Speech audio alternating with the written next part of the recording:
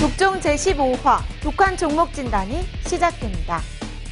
신선한 바람이 분다는 절기 처서입니다. 이제 곧 가을 맞이를 해야 될 것 같은데요. 변덕스런 날씨 속에서 이번 주 주식 투자 어떠셨나요? 자, 오늘 독한 종목 진단 도와드릴 텐데요. 기대해 주세요. 잠시 후 출발합니다.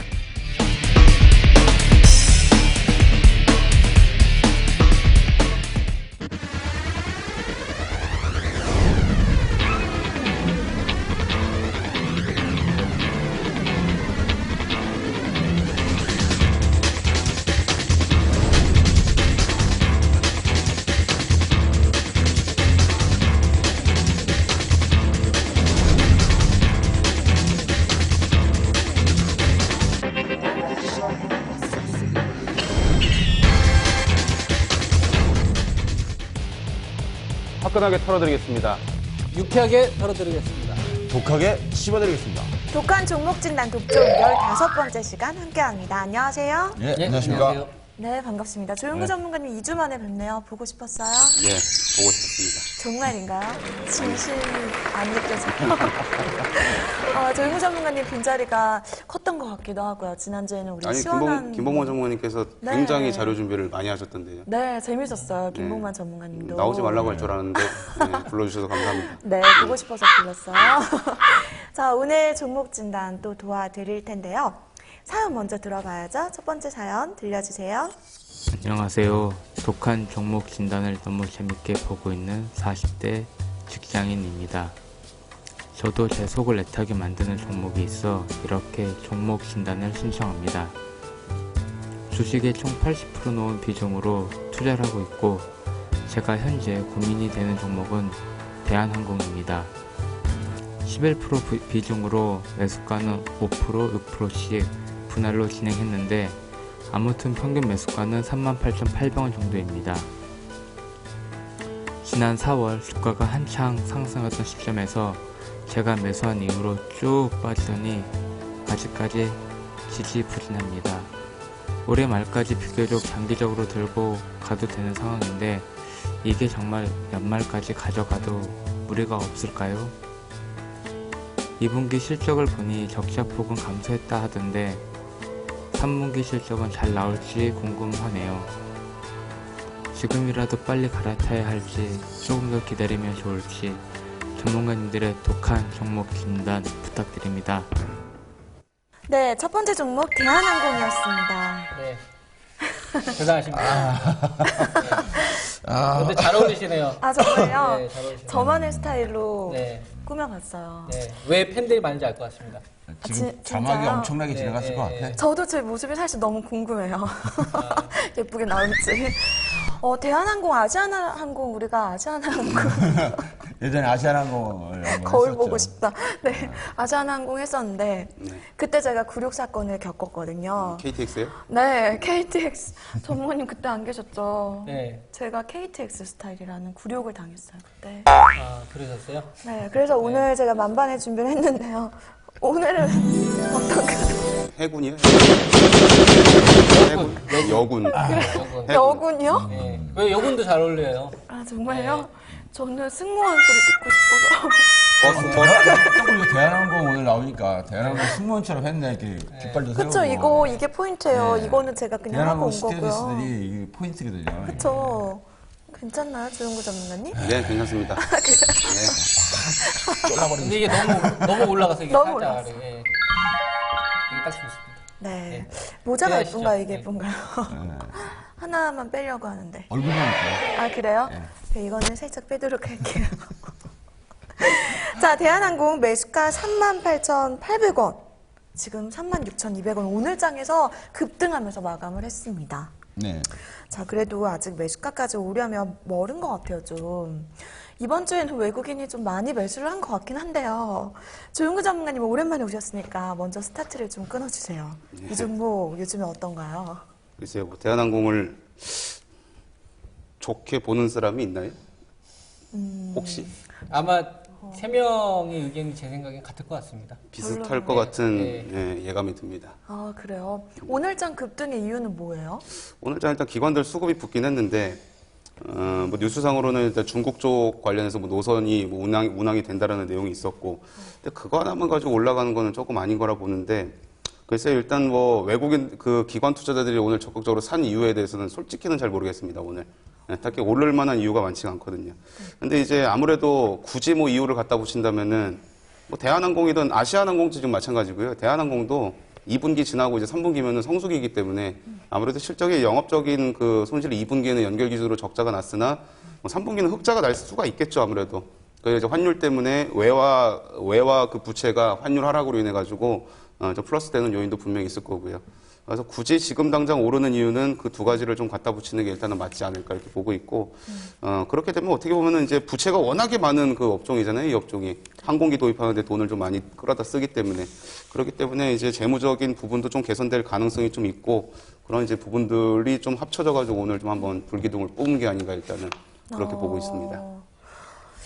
한 4월, 5월쯤에 세월호 사고 영향으로 좀 부진했었는데 그래도 뭐 국제 여객 쪽에는 좀 근데 좀 세월호 사건의 영향이 네. 있기도 전부터 어려웠어요, 기업 자체가. 아, 그랬어요. 네, 그러니까 꼭 그것이 뭐 세월호의 영향이라고 보는 거는 좀 성급하다라고 봅니다. 그러니까 이거는 조용구 전문가님하고 저는 의견이 100% 같아요. 그러니까 저도 이 주식에 대해서는 그냥 이렇게만 정리를 할 수 있을 것 같습니다. 최악의 상황에서 벗어났다. 자회사가 이제 SOL 지분 매각하면서 한 2조 원 정도 들어왔고요. 그 다음에 이제 앞서 원화 강세와 관련된 부분, 3, 4분기가 이제 성수기다 보니까 그거였다는 거지. 실질적으로 항공 같은 경우는 비행기 값이 이제 경쟁이 되는 건데 저가항공사하고 딱 비교를 해보면은 많이 점유율을 빼앗겼어요. 그래서 국내선 같은 경우는 저가항공사 거의 40% 수준까지 다 이미 넘어갔기 때문에 이거는 그냥 밴드 매매, 박스권 정도 매매 하시는 게 낫지 않나. 예. 그럼 박스권을 얼마에서 얼마 정도? 34,000원, 38,000원 보고 있습니다. 34,000원, 38,000원. 네. 그리고 지금 이분이 가지고 계신 게 38,800원이기 때문에 네. 한 번만 더 올라가면 거의 매수가 오세요. 아, 네. 그러세요. 그때 매도 잘 하시면 됩니다. 걱정 없을 것 같다는 그런 소리네요. 그러니까 이제 하락폭이 그렇게 크지 않다는 얘기죠. 지금 네. 36,200원인데 지금 매수하신 가격이 38,800원이고 또 네. 비중도 11% 가지고 계신 건데 뭐 네. 40% 50% 가지고 있는 것도 아닌데 뭐 크게 고민할 자리는 아니죠. 지금 뭐 계좌상으로 크게 뭐 타격을 받거나 이 수준은 아니거든요. 반등이 오면 팔자는 의견이신 네. 거예요. 야전군 전문가님 네. 어떻게 보세요? 이 종목이 이제 타겟에서 급락을 했던 것은 이 보시면은 아마 2011년도에 지수가 2200이 올라갔는데 이 종목이 먼저 빠졌어요. 2010년도가 고점이거든요. 그때 당시에 한 11만 원 근방에 있다가 지수가 2200으로 쫙 타고 가는데 얘 혼자서 쭉 빠집니다. 7만 원대로. 근데 그때부터 감은 잡아야겠죠. 근데 문제는 뭐냐면 이 종목이 타겟이 됐던 것 중에 하나가 뭐 실적적인 종목도 있었지만은 ELS 발행 부분이 큰 거예요. 이 종목이 ELS 발행이 굉장히 2011년도에 급증했던 종목입니다. 그러니까 어느 정도 금액에서는 7만 원, 8만 원대에서 급증을 한번 했고요. 상반기에. 그다음에 하반기에 5, 6만 원 선에서 또 횡보를 해요. 2011년 하반기에서 2012년도 상반기까지 한 5, 6만 원에서 박스를 칩니다. 그래서 이때 ELS가 많이 발행이 됩니다. 그래서 다들 올라갈 거다. 그래서 ELS 투자를 많이 하셨는데 ELS라는 거 예전에 한 번도 말씀을 드렸듯이 ELS는 외국 발행자와 수급자 간의 그 게임이에요. 딱 놓고서 이게 3년 이내에 얼마 이상 올라가면은 내가 이자를 주고 약정된 이자를 주고 만약에 그렇지 않았을 경우 떨어져 50%를 넘어가서 깨졌을 경우에는 당신이 배팅한 금액은 내가 가져간다는 개념이거든요. 그래서 ELS 공격을 받았다고 볼 수 있는 부분이에요. 그래서 올 상반기하고 작년 하반기 때 이 대한항공뿐만 아니라 삼성전기, 대한항공, LG, 또 GS건설 이런 애들이 ELS 발행 부분이 2011년도에 굉장히 급증했던 종목들이거든요. 이 종목들이 전부 다 50% 이상 깨졌어요. 그때 당시에 보면 금액이 5만 원에서 6만 원이면은 밴드라인이 5만 원에서 계속 발행을 하거든요. 그럼 50%를 쪼개려면 얼마예요? 2만 5천, 6천 원까지 단위니 떨어뜨리면 이 종목은 아웃되는 거거든요. 그래서 지금 그 부분은 해소가 되고 있다라고 판단이 돼요.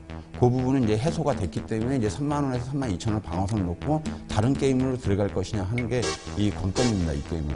그렇기 때문에 지금 3분기 실적하고 2분기 실적을 좀 더 보셔야 되겠지만 일단 밴드폭은 3만 2천 원의 지지를 가지고 있는 것으로 판단이 됩니다. 그래서 3만 2천 원이 방어가 충분히 된다면은 한 3만 6천 원, 오늘 이제 3만 6천 원까지 올라왔죠. 네. 우리 시청자님이 지금 사신 가격이 3만 8,800원이시니까 그렇게 크게 지금 손실도 확 줄어들었단 말이에요. 그래서 요 32,000원에서 3,000원 라인이 방어되려면은 36,000원, 8,000원 부분에 왔을 때 11%는 그렇게 비중이 크지는 않으신 상황이에요. 그렇기 때문에 11%가 그렇게 비중이 크지 않은 상태지만 또 떨어지는 속상한 건 사람의 마음이겠죠. 그러니까 일단 36,000원에서 내일 월요일 날 한번 지지하는 걸 보셔야 되겠지만은 제가 볼 땐 32,000원 부분이 무너지지 않는다면 한 4만 원에서 42,000원 선까지는 반등을 줄 가능성이 있습니다. 그때 비중을 좀 조절해 주시는 게 좋지 않겠네요. 42,000원. 네, 2차 밴드 구간이 오늘 36,200원까지 갔어요. 그러니까 제가 1차 밴드 구간을 생각한 게 36,500원인데 오늘 왔기 때문에 2차 밴드 구간이 42,200원 오픈시켜 주는 게 낫겠다. 그렇게 대응하면 예. 될까요? 조윤구 전문가님 그럼 의견 한번 정리해 볼까요? 네, 뭐 비슷할 것 같아요. 저는 38,000원이라는 가격을 좀 정해서 왔는데 네. 그 정도면 일단 뭐 적당히 그냥 본전 근저리 수준에서 매도하자는 전략이고 네. 사실 이게 뭐 업사이드가 이런 종목이죠. 업사이드가 크지 않은 종목이라고 분류를 많이 합니다. 올라가봐야 솔직히 뭐 얼마나 올라가겠나 약간 이런 부분들이 있죠. 이게 지금 2013년 4월에 이제 매수하신 걸로 지금 이렇게 나와 있는데 네. 글쎄요, 항공주를 그렇게 1년 이상 투자를 할 만한 그런 부분이, 그게 좀 값어치가 있나라는 그 의문점은 좀 들고, 과감하게 그래서 적당히 뭐 큰 손해를 보지 않는 그런 상황이기 때문에 매도하시고 업종을 좀 갈아타시는 게 맞지 않을까 이렇게 봅니다.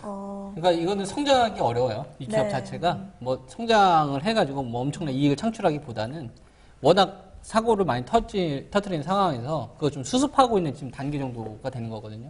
거기에 기본적인 좀 펀더멘털이 있는 거고. 그래서 기본적으로 좀 반등이 나왔을 때 매도해서 교체가 맞습니다. 이 종목은. 주도 업종은 아니기 때문에 네. 이 종목이. 주도주가 그리고, 아니고. 예, 그다음에 대한항공이 우리가 항공운수 부분에서는 거의 전 세계에서 그 상위권에 들어가는 회사거든요. 근데 그렇게 되려면 일단 우리나라의 수출 실적이 좋아야 되겠죠. 네. 그렇죠? 항공 실적이라는 것은 해운 실적보다도 항공 부분에서는 반도체라든지 경량 부분에 대한 그 운송 부분이 세져야 되는데 지금은 우리나라가 수출 실적이 막 증가하고 있는 건 아니에요. 그러니까 한예로 뭐 환율이 떨어지니까 수출이 잘 돼서 달러가 들어와서 뭐 환율이 떨어진다라고 말씀하시는 분들도 있는데 사실은 그렇지 않습니다. 지금 은행권들의 단기 차입금이 외화에서 들어오기 때문에 단기 차입금이 상반기 1분기에 비해서 2분기에 실적 그 단기 차입금 자체가 30%에서 40% 증가하는 중이에요. 그렇다면 은행들이 외국에서 돈을 빌려서 계속 오는 중이거든요. 그러면 이 돈이 지금 달러가 유입되고 있는 거지 수출로 해서 이게 달러가 유입되는 게 아닌 상황이거든요. 지금 상황이. 지금 환율의 영향을 본다면 그렇게 될 것 같고요. 그렇다면 일단 대한항공의 실적은 그 운송 부분이 네. 먼저 한결계 과제로 풀어져야지 부분으로 연결될 수가 있어요. 저는 한 3, 4분기는 그래도 항공주들 좀 뭐라 그래야 되죠? 호황기라고 해야 되나요? 그 성수기니까 좀 네. 기대할 수 있지 않을까 그것 때문에 했는데 지금 반등이 나오고 있는 거예요. 반등이 나오는데 크게 네. 반등할 여지는 그렇게 크게 네. 없다. 뭐 길게 투자할 종목은 아니다.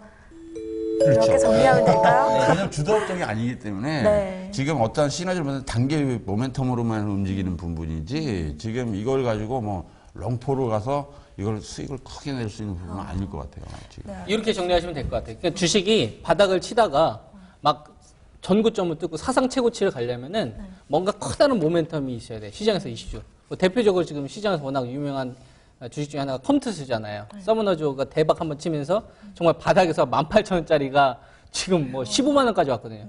그러니까 이렇게 말도 안 될 정도로 엄청난 좀 빅 이슈가 있으면서 터져야지 기업이 바뀌는 겁니다. 지금 뭐 대한항공이 뭐 아시아나항공 제끼고 뭐 티웨이 이거 다 제낀 상태에서 독점하는 게 아니잖아요. 그죠? 그리고 뭐 수출 같은 경우도 어느 정도 좀 국한되어 있는 상태니까 이건 박스권 대응하시는 게 맞아요. 네, 알겠습니다. 크게 오를 만한 상승 모멘텀은 없다라고. 다행히 근데 이분이 매수하신 가격대가 7만 원, 8만 원대가 아니라 네, 그거 38,800원이니까 천만 다행이죠. 네. 예, 어떻게 보면 이제 수익권에서 나올 수 있는 위치니까 뭐 너무 크게 걱정하실 필요는 없을 것 같습니다. 네. 전문가님 가격대 잘 참고하셔서요. 반등했을 때 좀 나오셨으면 좋겠습니다. 시청자님 대한항공 종목 진단 도와드렸고요. 자, 다음 종목 한번 넘어가 보도록 하겠습니다. 다음 종목은요. 김정수 전문가님과 제가 연계를 해야 되는 상황이에요. 저희 둘이 지금 신혼부부거든요. 네. 좀 부끄러워가지고 빨개졌습니다. 원래 빨개지잖아요. 눈빛이 이상해. 눈빛이. 자, 오늘 우리 시청자님이 갖고 계신 종목이 CJ 우선주고요. 지금 수익이 대박 나고 있는 종목이에요. 네, 그러실 겁니다. 네. 엄청나게 수익 많이 나셨네요. 과연 축하드립니다. 얼마에 들어가셨을지, 비중은 몇 % 두셨을지. 자, 연기 통해서 사연 들려드리도록 하겠습니다. 큐 사인 좀 주세요. 큐. 안녕하세요. 꿈 같은 신혼생활을 즐기고 있는 유부남 4개월차 30대 남성입니다. 여봉봉, 우리 앞으로 좀 저축을 좀 체계적으로 해야 될 것 같아. 대출받은 집 이자도 우리가 갚아야 되고, 노후 준비도 시작해야 되잖아. 그리고 이제 아기도 낳아야 되고, 적금 말고 좀 다른 투자 상품 없을까? 그래. 이거 좋은 생각이야. 적금 상품 말고 투자 상품, 이건 좀 어때? 어떤 거? 뭐가 좋을까? 주식? 내가 알아봤어. 주식? 그래, 나도 주식이야. 그런데 우리 좀 적금 말고 주식 투자를 이제부터 시작해 보는 거야. 주식. 주식. 주변에 주식으로 망했다, 흥했다 이야기들을 많이 들어보긴 했지만 둘 다 직장 생활을 하느라 매매는 많이 힘들 것 같았고 또 자신도 없어서 처음에 망설여지긴 했지만 쥐꼬리 많은 월급을 꼬박꼬박 의대에 넣어서는 안 되겠더라고요. 최근에 금리 인하한 걸 보니 지금 주식 투자를 시작하기 잘했다는 생각도 좀 들고요. 그래서 저희는 결국 30%의 비중으로 주식을 시작을 했고 종목은 CJ 우선주를 담았습니다. 딱히 어떤 거 더 사야 될지 잘 몰랐기 때문에 그냥 샀어요. 투자 금액 100%로요. 여보, 우리 종목이 6%나 올랐어, 오늘. 와, 정말 6%? 외식하러 가자. 우리 소고기 사 먹자. 소고기 사 먹자. 아싸, 오늘 소고기 먹는 아싸. 거야? 소고기 사 먹자. 오늘 오랜만에 소고기를 먹게 되는 거구나. 세상에. 차트를 보시면 아시겠지만 이거 소고기 1년치는 사 먹을 수 있겠더라고요. 현재 주가가 이쁘게 올라가고 있고 주식을 잘 몰라도 이렇게 수익이 가능하구나. 신기하기도 하고 외식 재미도 쏠쏠하고 조만간 아기가 빨리 가질 것 같습니다. 정말 3개월 만에 큰 대박을 맛봤습니다. 그래서 이제는 주식 비중을 좀 더 늘려서 다른 종목도 더 담아볼까 생각도 들고요. 아무튼 제가 지금 이 시점에서 궁금한 CJU 최근에 너무 잘 달리고 있는데 계속 들고 가도 될까요? 이상 깨소금 쏟아지는 신혼집에서 행복한 고민이었습니다. 애드립을 그렇게 그냥 애를 빨리 가져야 되겠다 하는데 대본에도 없는 거. 뭐 본심이 나오는 거 아니죠? 액션. 네. 자, CJ 우선주 들고 계신 우리 시청자님이요. 비중 100% 두셨는데 수익 대박. 그런데 엄청나게 매수가 다시 한번 알려드리면 74,100원. 오늘 종가는 115,000원. 근데 100%예요. 지금 네. 투자 비중이 100%라서 이게 잘못됐으면 큰일 날 뻔했는데 진짜 말 그대로 다행이네. 100%면은 3천만 원만 넣었어도 거의 뭐 수익이 그죠? 뭐 한 2천만 원 가까이 나셨을 텐데 뭐 일단 뭐 상당히 좀 좋은 경우네요. 네, 일단 뭐 그러니까요. 결과적으로 보게 되면 많이 수익이 나셨으니까. 네. 우선요, 좀 궁금한 게 있어요. 이게 우리가 우선주를 오늘 또 하게 되는데, 보통주랑 우선주랑 그 차이점은 뭐 의결권이나 배당률이 좀 다르다. 이건 아는데, 사실 우리 시청자님들이 투자하실 때, 보통주랑 우선주를 어떻게 생각하고 어떤 상황에 따라서 투자를 해야 되는지 좀 알고 넘어갔으면 좋겠어요.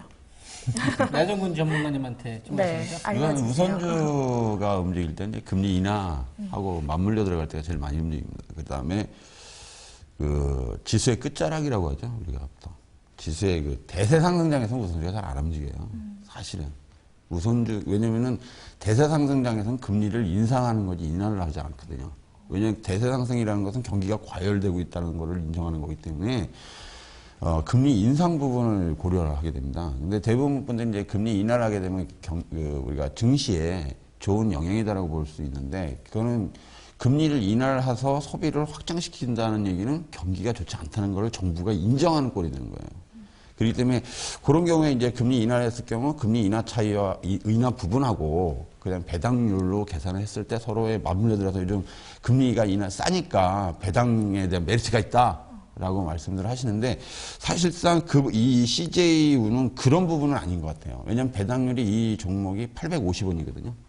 그러면 지금 1%도 안 되는 거예요. 네. 그러면 차라리 은행에다 넣는 게 낫지 그건 아니고요. 이건 전형적인 냄새가 좀 나는데 그거는 좀 말씀드리기가 좀 어렵고 네. 그 부분은 좀 민감한 부분이 있습니다. 그런 부분들이.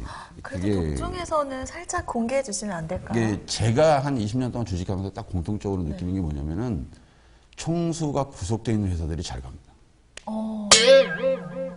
그거 모르셨죠? 총수가 구속되어 있는 회사들이 잘 가. 이상하게. 그거 보세요. SK가 지금 돼 있죠. 네. SK그룹 잘 가죠. 그 다음에 CJ가 있어요. 그 두 개는 아마 업종, 그룹사 중에서 두 개가 제일 잘 갈 거예요. 공통점. 그 다음에 2000년도 초반에 대선하고 나서 그 대선자금법 위반으로 해서 총수들이 몇 명 들어가는데 또 거기만 또 가요. 재밌는 사실은 그거예요. 근데 공통점이 그게 제가 보니까 20년 동안 그룹사별로 제가 이렇게, 저는 그룹사별로 종목을 보거든요. 볼 때 보면 총수가 구속되면 그쪽 종목들을 보고 있으면 어김없이 갑니다. 총수를 다 구속시켜야겠네. 재밌는 건 그거예요. 종합부에서 5,000번 하려면 싹 다 구속시키면 되겠네. 이 업종들이 이쪽에서 움직이게 되면 타켓이 다른 쪽으로 가기 때문에 다른 쪽이 무너지게 돼요. 균형 바란스가 무너지기 때문에 제가 볼 땐 그렇습니다. 뭐 일단 수익은 많이 나셨는데 우리 시청자님이 처음 주식 투자하시는데 100%를 하셨어요. 그것은 실수하신 겁니다. 왜냐면은 이분은 분명히 다음번에 또 100% 번 돈 다 쏩니다. 네. 그다음 한 방에 날아가는 거예요. 그렇기 때문에 처음부터 주식을 처음 하실 때 우리 시청자님들이 좀 먼 앞날을 좀 보시고 인생을 그냥 도박적인 걸로 보지 마시고 투자적인 개념으로 본다면은 안전한 투자를 할 때 이 맞춰가는 게 더 낫지 않겠냐. 이분이 신혼인데 지금 성공해서 다행이지 실패했으면 둘이 머리끄댕이 잡고 싸움 날 뻔했어. 그러니까요. 그쵸? 좀 이 CJ 계열사들이 좀 다양한 분야에서 좀 그래도 실적이 잘 나오고 있다고 봤거든요. 어떤 부분에 있어서 이 종목이 매력적인 건가요? 저한테 질문하신 건가요? 네. 네.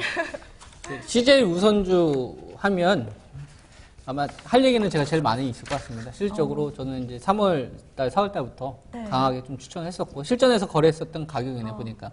예전에 방송에서 며칠 전에 네. 어떤 방송 코너에서 또 말씀하셨죠. 그러니까 이제 네, 우선주에 대해서 이제 추천했었던 대표적인 종목이 CJ 우선주였고요. 그다음에 CJ 제일제당 네. 우선주, 삼성물산 우선주, LG 전자 우선주, LG 화학 우선주, LG 하우시스 우선주 이렇게 이제 봤었는데, 근데 삼성전자 우선주 제가 그때 추천 안 했었어요. 네. 왜 그러냐면은 우선주가 왜 뜨는 시기냐면 앞서 이제 말씀하셨던 것도 맞는데. 그 주당 950원 받는 거는 이제 보통주가 950원을 받는 거고 우선주 같은 경우에는 이제 1,000원 정도를 받아요. 근데 지금이야 이제 많이 올라서 그랬는데 우리 3월달이나 4월달만 하더라도 거의 뭐 50%밖에 안 됐어요. 본주가 예를 들어서 10,000원이면은 10,000원짜리가 배당금을 1,000원 주면은 네. 보통 우선주 같은 경우에는 한 5,000원짜리인데도 배당금을 1,000원 주는 거예요. 네. 그러면은 같이 10,000원짜리 하게 되면은 이제 우선주 같은 경우는 2배의 어떤 수익을 얻게 되는 거죠. 이게 메리트가 없었었는데, 네. 요번에 이제 정기예금 같은 경우가 지금 2%가 다 무너졌잖아요. 네. 그러다 보니까 은행에 투자하자니 좀 더 배당에 대한 메리트를 원했던 겁니다. 그래서 이제 주식들 다 살펴보더니 지금 성장하는 기업이 내수 쪽에 집중되어 있고 수출 쪽보다는 내수 쪽에 집중이 되어 있고 실적도 잘 나오고 여기에 이제 배당에 관련된 뭐 분리과세 혜택까지 나오다 보니까 시장에서 이제 이게 모멘텀을 받아서 이렇게 주가가 올라가기 시작을 하는 거죠. 그래서 어떻게 보면은 지금 우선준 트렌드 어떤 시장의 유행을 지금 타고 가고 있는 과정이라고 보시면 될 것 같고요. 지금은 3분의 2 정도는 일단 무조건 수익을 확정짓는 게 맞습니다. 단기 가격권에 분명히 진입을 해 있고 나머지 3분의 1 정도에 대해서는 그냥 차라리 배당금 받으시는 게 나을 것 같다. 이 의견을 드릴 수 있습니다. 네, 알겠습니다. 조윤구 전문가님, CJ 우선주 어떻게 생각하세요? 네, 방금 저는 김종수 전문가님 말씀하신 게 대부분 맞다고 보고요. 네. 이게 이제 사실 본주가 가면은 우선주도 사실 쫓아오는 습성은 있어요, 사실. 네. 물론 근데 이제 지금 정책 관련된 부분들로 인해 가지고 모멘텀이 더 받은 거죠, 어떻게 보면. 그러니까 CJ 본주보다 더 잘 나가요, 요즘에. 근데 이제 나중에 이제 좀 생각을 해보면은 저는 사실 결론적으로는 이건 이제 수익 시전을 이제 하면서 진행을 하는 게 맞다라고 일단 보는데 왜 그런 거냐면은 나중에 분명히 CJ가 떨어질 때가 있을 거란 말이에요. 네. CJ가 떨어지면 CJ 우선주도 같이 떨어져요. 분명히. 그 우선주만 좋다고 날아가진 않는다는 겁니다. 그리고 이제 사실상 우선주 중에서도 내수 쪽, 약간 좀 방어주 약간 계열들이 있죠. 그러니까 요즘에 잘 나가는 그런 종목들은 경기 민감주가 아니고 방어주란 말이에요. 민감주도 우선주는 안 가요. 배당을 암만 많이 줘도 안 갑니다. 배당만 바라보고 들어갈 수는 없거든요. 근데 CJ 같은 경우는 이 내수 쪽에 지금 이제 환율의 영향도 있죠. 원재료 가격 하락하는 거에 대한 또 호재도 있죠. 그러니까 지금 더할 나위 없이 좋은 때입니다. 게다가 CJ는 우리가 흔히 접하는 먹는 것들이잖아요. 먹거리. 뭐 경기 안 좋다고 안 먹진 않습니다. 어쨌거나 CJ 나오는 모든 것들을 먹게 돼 있어요. 그러다 보니까 방어주는 역할을 하는 것도 가장 좋고 또 우선주가 더 좋은 이유는 정책 관련된 이슈들도 있고 맞물려서 가는 거라 보는데 아까 이제 말씀드린 것처럼 너무 과열 양상을 너무 나타내고 있습니다. 지금 속도를 너무 붙이고 있어요. 가다가 이렇게 가면 상관없는데 가다가 악셀을 밟고 이렇게 올라가고 있거든요. 수직으로. 그럼 올라가면 과속한 부분은 분명히 떨어진다라 이겁니다. 네. 저는 일단 여기서는 절반 이상을 수익 실현을 해야 된다 이거고 그럼 과연 도대체 CJ라는 본주가 도대체 언제 떨어질 것인가? 네. 당분간은 저는 안 떨어진다고 일단 보고 있어요. 근데 이제 올해 안에는 일단은 어쨌거나 결론을 지어서 이제 최종적인 매도 마무리를 좀 해야 된다고 보고요. 그래서 우선주 같은 경우는 사실상 아시겠지만 밸류에이션 계산하기 상당히 까다롭습니다. 그러니까 펀더멘털하고 밸류에이션 계산해가지고 적정 주가를 산정을 해줘야 되는데 못해요 이런 거는 사실. 어려운 부분이 있기 때문에 목표를 정해서 가격을 말씀드리는 거는 사실 말이 안 된다고 생각을 하고 네. 기술적으로 선 이렇게 찍찍 그어가지고 뭐 어디까지 가겠다 이런 건 알 수 있겠죠. 아니면 그건 의미가 없다고 보고 아까 김종수 전문가님 의견과 비슷하게 저는 대부분 일단 절반 이상은 네. 팔아야 된다고 보고 나머지 한 진짜 3분의 1이든 뭐 이 정도 수량은 본주가 얼마만큼 더 가는지를 조금 더 파악을 해본 다음에 움직이시는 게 맞지 않을까 이렇게 보고 있습니다. 아, 이런 우선주는 무조건 본주랑 같이 가는 성향을 대부분 그러니까 띠고 있는 거예요? 대부분은 그렇게 가요. 대부분 근데 그러고. 근데 이제 본주가 떨어지는데 우선주까지 같이 올라고 혼자 이렇게 올라가고 이러진 않는다 이거지. 지금 본주가 네. 18만 원대에서 여기거든요. 네네. 그러면 지금 이게 11만 원인데 그러면 계류율이 그렇게 차이가 나는 게 아니에요, 굉장히. 그렇게 되면 거기다 이 종목의 배당률이 1,000원이면은 사실상 이제부터는 그렇게 수익률 게임에서 원활한 게임이 안 돼요. 왜 그러냐면은 1%잖아요. 그죠? 10만 원에 1%면 1,000원이거든요. 근데 지금 은행 이자가 2%죠. 그리고 은행 이자보다 이게 낮아졌다는 거예요. 그 네. 메리트가 상실돼가는 구간이거든요. 그렇기 때문에 제가 볼 때는 그 두 전문가님들이 다 말씀했던 게 맞습니다. 올라갈수록 일단은 챙기시는 게 이제 좀 추가적으로 뒷선으로 하나 들어가셔야 돼요. 말씀드리면은 언제 최종 매도하면 되냐면은 네. 신영증권이 있어요. 증권사 가운데 신영증권이 있는데 그 주식이 장대 음봉 나서 죽었을 때 최종 매도하시면 됩니다. 신영증권. 예, 신영증권. 무슨 상관이에요? 그러니까 왜 그러냐면은 우리나라 증권사 가운데서 이 고배당주와 우선주 열풍을 일으키는 데가 신영증권이에요. 그러니까 지금 우선주도 랠리가 펼치잖아요. 2년 전, 3년 전부터 이 사람들 매수했습니다. 그래서 수익이 아마 400%, 500% 났을 거예요. 그래서 지금 최근 들어서 보게 되면 주식형 펀드 자금들은 나가는데 고배당 관련되거나 우선주 관련된 펀드는 계속 지금 잘 팔리고 있거든요. 이게 지금 부산은행 같은 경우도 지금 이전에 안 팔아다 이제 팔기 시작을 합니다. 판다는 얘기는 뭐냐면은 그 펀드를 사게 되면은 이전에 우리가 그 자문사 상품처럼 의무적으로 편입을 해야 돼. 이걸 만들어야 되니까 인덱스를 만들기 위해서. 그래서 신영증권이 가지고 있었던 이걸 기준으로 해가지고 나머지 이제 그 따라오는 이 배당 관련된 주식들이 그걸 사는 겁니다. 네. 그러면서 이제 그 지수를 맞추는 거거든요. 그래서 최종적으로 어떤 증권사의 바로미터를 좀 해주고 있는 게 신영증권이기도 하지만 실질적으로 배당과 관련돼서도 어떤 포인트를 잡고 있는 게 신영증권이다. 그래서 신영증권이 꺾이는 시점에서는 아마 최종 매도를 하셔야 됩니다. 예. 또 새로운 사실을 알게 됐네요. 총수가 나올 때 매도해야 되겠네요. 총수가 총수. 아직 들어가 계신 거예요, 이분이? 아직 안 났습니다. 나오면 그때 그래서 보석 신청을 하는데 안 받아요. 근데 하나그룹은 어떻게 되는 거야? 하나그룹. 하나만 나왔잖아. 예. 나오고 나서 나서. 좀 밀렸잖아요. 주가 밀렸어요. 어쨌든 정말 가파르게 상승하긴 했어요. 9거래일 연속 상승하면서. 원래 마지막에 피크 칠 때는 그렇게 움직여요. 주식이. 그래요? 이게 총 주식수가 얼마 안 되기 때문에 네. 좀 파세요, 이제부터. 왜냐면 이런 주식이 이제 거꾸로 사기 시작하면 좀 한꺼만 쓴다는 거. 네. 오늘 많이 올랐는데 혹시 수익 실현을 좀 하셨는지 궁금하긴 한데요. 오늘 전문가님 말씀 참고하셔서 좀 이제 수익 실현을 서서히 비중이 참 많으세요. 그러니까 소고기 사드실 수 있을 때 소고기 사드셔야지 찰시한 타이밍 놓치면은 소고기도 못 되고 돼지고기 못 되고 이런 종목이 더 떨어지면 이제 닭고기 되는 거고. 그렇게 종목수가 얼마 안 되기 때문에 네. 점을 맞는다니까요. 어쨌든 행복하실 것 같아요. 신혼 4개월 차 우리 부부이신데요. 이렇게 하시면 되네. 이 입금으로 네. 애 갖고 좀 보험 드시면 되겠네. 깨소금 돋는 신혼생활 하시길 바랍니다. CJ 우선주 종목 진단 도와드렸습니다.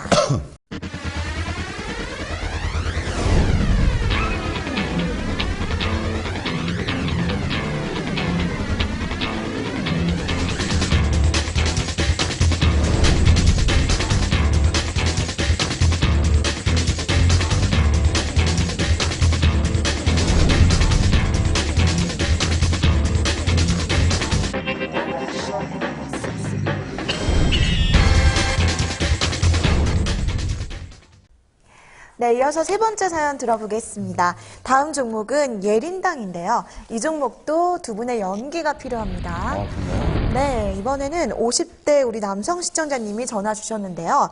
50대 사업가 야정무 전문가님 그리고 조윤구 전문가님 오늘도 증권사 직원 역할을 우리 해주셔야 될 거예요. 하도 증권사 직원 역을 많이 맡으니까 네. 나중에 우리 증권사 대표이사님들이 서로 스카우트 해가겠어요. 아, 정말요? 어떻게 생각하세요? 뭐 사연에서 손해보는 것만 주시는데 다 손실 보는. 아, 어떤 사연이 기다리고 있을지 연기 들어갈게요. 큐. 안녕하십니까. 통화도 TV 애청자 50대 사업가입니다. 친구가 주식으로 한 달에 몇백씩 크게 용돈을 버는 걸 보고 저도 아내 몰래 모아뒀던 제 비상금을 털어 주식 세계에 입문하게 되었습니다. 사업도 바쁘고 주식에 주자도 잘 모르는 상황이었기 때문에 친구가 거래를 하고 있는 삐삐삐삐삐 증권사를 통해서 계좌를 만들게 되었고 계좌를 만들고 나니 이런저런 종목들을 많이 추천해 주더군요. 예, 안녕하세요 사장님, 조 과장입니다. 오늘 제가 확신하는 종목이 하나가 있는데요. 아, 조 과장. 그래. 확신하네? 그 종목 있는데? 네, 사장님, 그 종목은 과연 바로 예림당이라는 종목입니다. 오늘 바로 한번 들어가 보시죠. 짧게 한 10%만 먹는다 생각하고 들어가시면 될 것 같습니다. 아니, 조 과장이 그렇게 하는 얘기인데 이걸 10% 갖고 되겠어? 30% 질러. 30% 질러. 조 과장 믿겠어. 예림당 콜. 콜. 그렇게 저는 증권사 직원의 말을 굳게 믿고 예림당을 7,200원에 30%의 비중으로 담게 되었습니다. 아, 사장님 왜 이렇게 전화를 안 받으셔? 지금 8,000원 딱 와서 수익 시원하기 딱 좋은 때인데 지금 딱 팔면 좋겠구만. 제가 업무차 해외를 나간 사이 증권사 직원이 언급했던 목표 수익률이 한 달도 채 되지 않아 도달하였고 업무에 바빴던 저는 직원과 통화를 하지 못해 수익을 맛보지 못했습니다. 결국 한참 뒤 한국에 돌아와 제 계좌를 다시 보았을 때 고점 이후 쭉 밀려 심지어 손실 구간이더군요. 오 마이 갓! 조 과장, 내가 한참 계좌를 못 봤더니 이렇게 됐네. 어떻게 하나 이거? 마이 갓, 안타깝습니다. 정말. 그러나 뭐 다시 올라올 거라 확신하고 있으니까요. 조금 한번 기다려 보시죠. 괜찮습니다. 그렇게 지금까지 보유 중입니다. 여유 자금이긴 했지만 그래도 씁쓸한 마음은 어쩔 수 없네요. 이렇게 상담 신청을 하는 시청자 마음은 다 같겠지만 저도 이 종목을 전문가님들이 어떻게 보시는지 궁금하네요. 손절할까요? 아니면 기다려 볼까요? 네, 예림당 들고 계신 시청자님 두 분의 연기 뛰어납니다. 예. 계속 연기력에 도전하고 있습니다. 연기 욕심이 생기시죠, 막. 예. 조윤구 전문가님 어떤 연기 보고 싶으세요? 또? 글쎄요. 저는 별로 연기 욕심 없어요. 아, 정말요? 아닌 것 같은데 증권사 직원 역할 정말 잘 어울리지 않아요? 말투가 그 음성이 좀 잘 어울리는 것 같아요. 웃을 때가 됐어요, 웃을 때가. 악마 미소. 네. 악마 미소. 네, 잘 들어봤고요. 우리 시청자님 예림당 들고 계신데 출장 다녀오셨나봐요. 수익을 좀 보셨는데. 예. 아깝네요. 저 이분이. 네, 8,150원까지 올라왔다가 빠진 거예요. 어느새 주가가 이렇게 내려왔더라고요. 예전에 겨울왕국 스웨즈이기도 하더라고요. 레리꼬, 레리꼬. 이거 스웨즈이기도 했어요. 한데. 시청자님 죄송합니다. 아, 이렇게 대신사과를 또 해주시네요. 석고대제를. 아, 전 마음껏 막 하도록 할게요, 그럼. Y로 유명하잖아요, 예림당. 네. 근데 어느새 이렇게 빠졌나요? 한때 막 좀 주가 많이 올랐었는데. 그러니까 이게 앞서 얘기했던 대로 예림당 하면 옛날에 이제 도서 Y가 실제로 성공한 거죠. 초등학생에는 이제 영유아 이제 거의 뭐 히트 상품인데 근데 실적은 매출은 항공 쪽에서 많이 나와요. 자회사.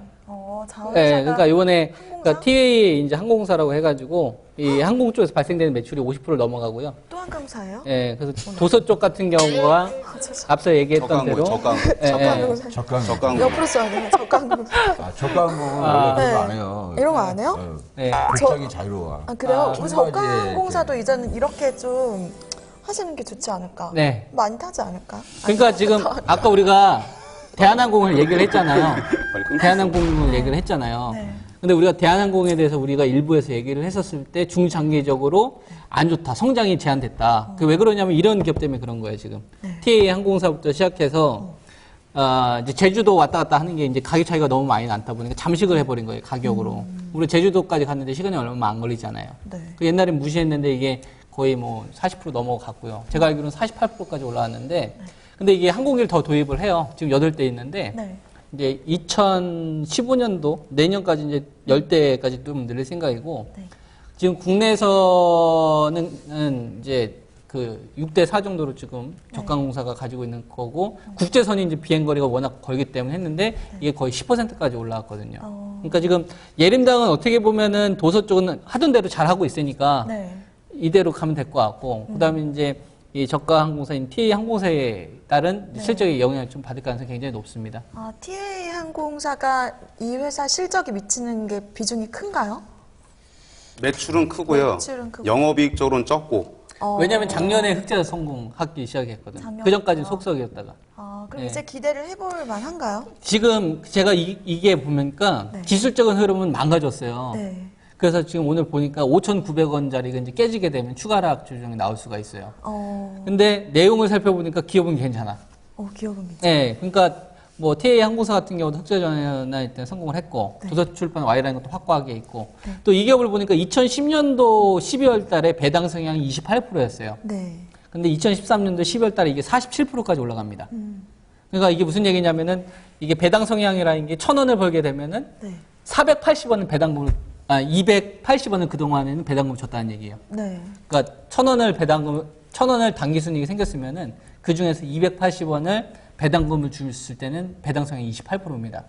근데 이게 작년도에 보니까 47%까지. 네. 280원 줬던 배당금은 이제는 470원. 그러니까 배당에 대한 부분이 지금 주당 실적하고 상관없이 매달 150원씩은 주고 있어요. 네. 그 배당 성향을 높이고 있는 상황이라서 하방 경직성에 대한 부분은 이것 때문에 좀 나올 가능성이 높고요. 다만 지금 기술적으로 흐름이 깨져가지고 이게 바로 좀 돌아서기까지는 좀 등락이 좀 더 나오지 않겠느냐 이렇게 좀 말씀드릴 수 있습니다. 아, 그러세요. 네. 왜 다시 내려놓으시죠? 야전부 전문가님 어떨지 궁금해서요. 저요? 네. 왜 그냥 잘라? 자, 이 종목 어떻게 볼까요? 전문가님 의견 어떠세요? 이 종목이 지금 주당 150원의 배당금이라면은 그 배당 성향이 그렇게 높은 편은 아니에요. 지금 배당 성향이 배당 성향은 높고 배당률이 저희 상대적으로 낮은 거죠. 네. 배당 성향은 딱 정해져 있는 거고 배당률 주가의 등락에 따라 다른 거니까. 그쵸. 근데 제가 보는 거는 그렇습니다. 뭐 김정수 전문가는 뭐 그렇게 보시는데 제 생각은 그래요. 저는 하나 현재가를 봐요. 현재가를. 문제는 지금 내가 투자하는 돈이 지금 현재가로 들어가야 되는데 그거에 대해서 배당을 얼마 정도 할 것이냐를 먼저 결정하는 거거든요. 이 회사가 영업이익이 났는데 영업이익의 50%를 배당하니까 배당 성향이 50%라고 하면 그거 자기네들 얘기지만 내가 10만 원짜리 이 주식을 지금 6,000원, 7,000원에 들어가서 네. 150원 정도면 7,000원이면 한 2% 정도 되는 거거든요. 2.5%. 그죠? 지금이 아마 2.5% 정도 될 거예요. 지금 5,900원에 떨어지면 조금 나아져서 이제 한 2.5%대로 이제 상향을 하는 건데 현재 배당 성향은 이제 오히려 아까 했던 CJ우보다는 좋아진 거예요. 그러니까 CJ우보다는 배당 성향이 좋은 건 맞아요. 지금 현재로 가격으로 했어요. 근데 이 종목이 이제 만 원대로 가면 1%대로 떨어지기 때문에 네. 문제가 발생하는 거죠. 그래서 배당적인 측면으로 이 주식을 볼 수는 없는 거예요. 네. 현재는 배당 성향을 좀 볼 수는 있겠는데 또 이 종목은 지금 현재 한 4년 동안 8,000원에서 한 4,000원의 박스를 계속 박스적으로 움직여요. 그러니까 어떤 이 종목에 대한 그 모멘텀 자체가 성장을 쭉 해주는 어떤 재료를 딱 이렇게 내놓지 못하고 있다는 얘기죠.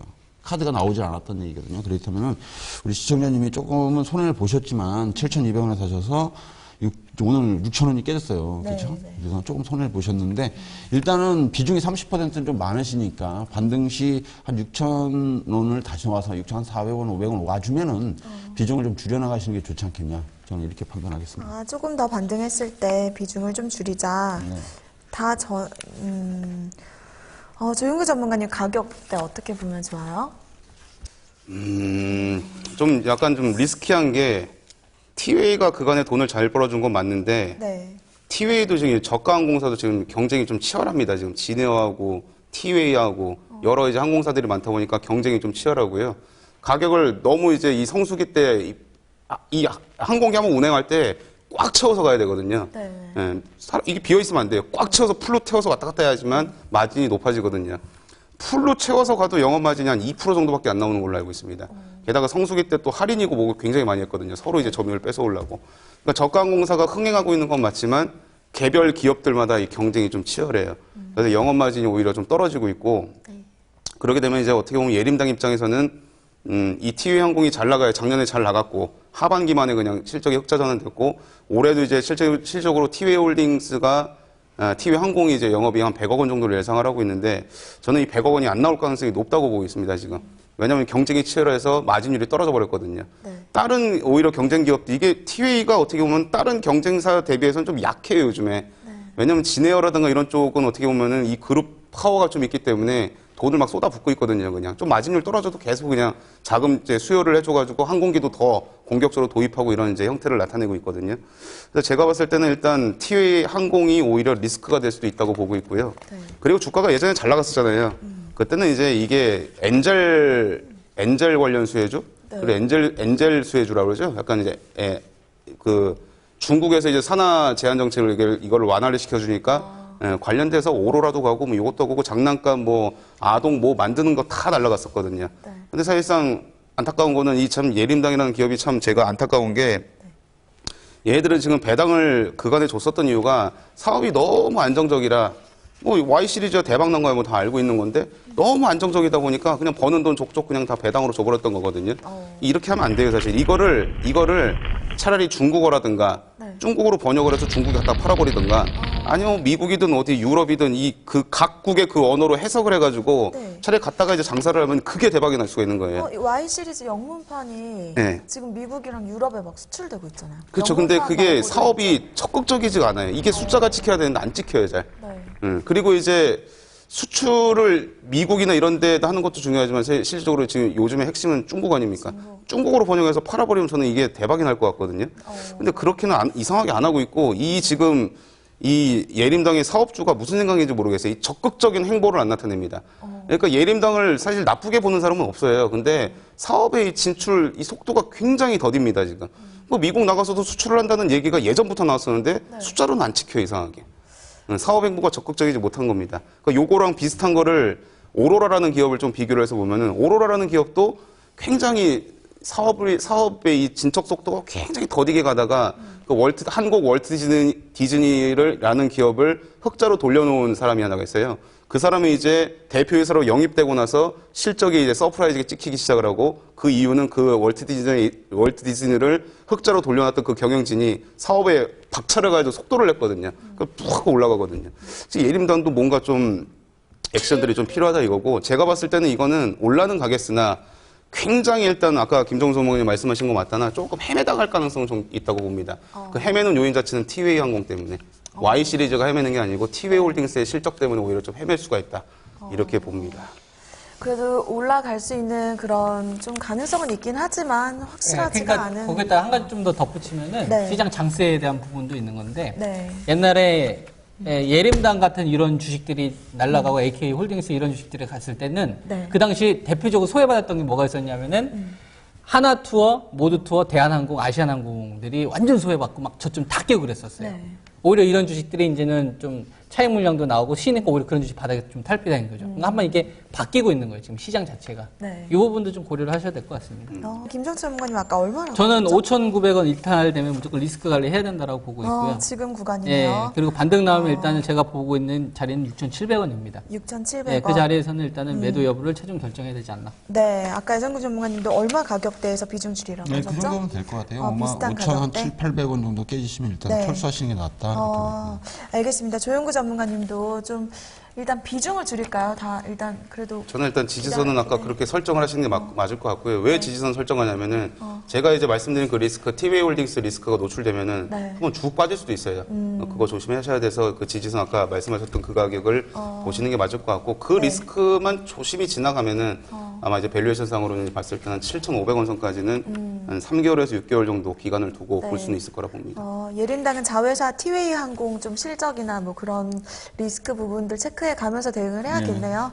자, 우리 세 분 전문가님의 의견 참고해 보시길 바랍니다. 저희는 다음 사연으로 넘어갈게요. 다음 사연 들려주세요.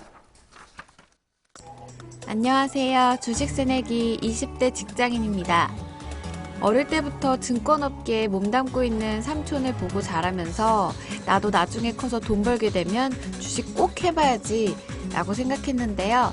직장 생활 3년 만에 저도 드디어 주식시장에 제대로 입문을 하게 됐습니다.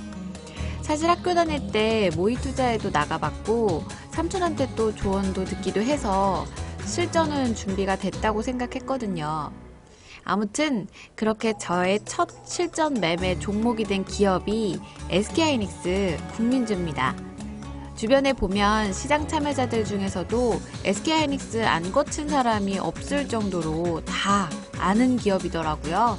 그래서 여기저기 조언도 많이 들어봤습니다. 그래서 지난 6월 49,100원에 40%를 담았습니다. 막 매수했을 때는 쾌재를 불렀죠. 흐름 너무 좋았거든요. 근데 7월 중순에 고점 이후에는 주가가 갑자기 밀리기 시작하더라고요. 정말 속상합니다. 들은 대로 이 개미들의 애증의 종목 SK하이닉스, 저 이제 3년 차인데 돈 좀 벌어야 되지 않겠어요? 전문가님들 저보다 한참 주식 선배님들이니까 SK하이닉스의 그동안 패턴이나 기업에 대해서 더 많이 아실 거라 생각합니다. 저 잘 들어간 거 맞죠? 알찬 상담 꼭 부탁해요. 독종 사랑합니다. 네, 우리 시청자님, 독종 사랑합니다 하시면서 SK하이닉스 목소리가 너무 예쁜 우리 여성 시청자님. 네. 이 종목 국민주라고 또 하시면서. 그렇죠. 국민주. 잘 들어가셨는지 고민 중이신 것 같기도 하고. 좀 근데 한 달 동안 주가가 많이 하락했어요. 잘 올라오다가. 당연하죠.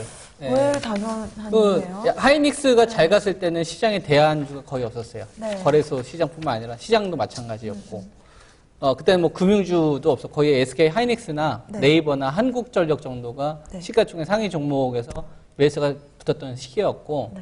그 다음에 이제 최경환 경제부총리 어떤 정부 정책 관련된 부분이 나오면서 금융주 쪽에 대한 자금 이득이 확 쏠리기 시작을 했고요. 네. 그러다 보니까 당연히 이런 주식에 대해서 차익 물량이 나왔죠. 왜냐면은 금융주만 건드렸던 게 아니라 건설주도 건드렸었고, 그 다음에 이제 중국 경제 지표도 중간에 나와서 철강주들도 흐름이 좀 반등이 나온 흐름이 나왔죠. 포스코 같은 경우 보더라도. 여기에 이제 우선주나 고배당주에 대한 정책까지 나오다 보니까 옛날에는 하이닉스 아니면 살 게 없었는데 그거 외적으로 이쪽 다른 쪽에 대해서 이제 매수할 수 있다 보니까 팔고서 이동이 되는 부분이 있었고, 하이닉스 같은 경우가 실적 자체가 지금 2분기 실적을 발표하기 전까지가 기대치가 제일 높았단 말이에요. 네. 2분기 실적 발표하기 전까지가. 네. 그러니까 이제 2분기 실적이 발표가 되고 3분기가 될수록 기대치는 점점 낮아진 상황에서 다른 대안주가 있다 보니까 자금이 이동을 하는 거죠. 그러다 보니까 당연히 주가가 이렇게 조정은 나오는 건데, 그렇다고 뭐 땅굴 파고 있는 상황은 아니거든요. 왜냐면은 랜드 플래시 같은 경우 지금 점유율을 높이고 있는 상황이고 사업 방향 잘 잡고 있어요. 대신 분명히 가다가 쉬는 과정 속에서 들어갔는데 네. 좋은 주식을 잘못 산 거죠.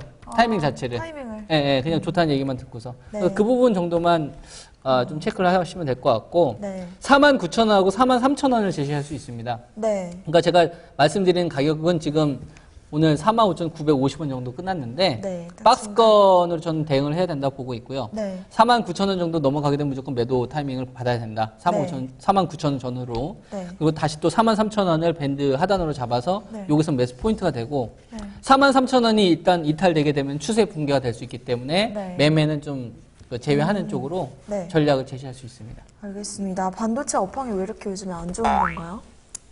아니, 그러니까 안 좋죠. 저걸 FD님이 이거 흔들고 있는데요. 보셨죠, 다들? 네, 봤습니다. 알겠습니다. 우리가 빨리 해야 될 것 같아요. 그 말은 안 해요. 외부에 압력이 들어오고 있어요. 네. 반도체 업황이 요즘에 어떤가요? 주가에 어떻게 영향을 미치는지. 뭐 안 좋은 건 아니에요.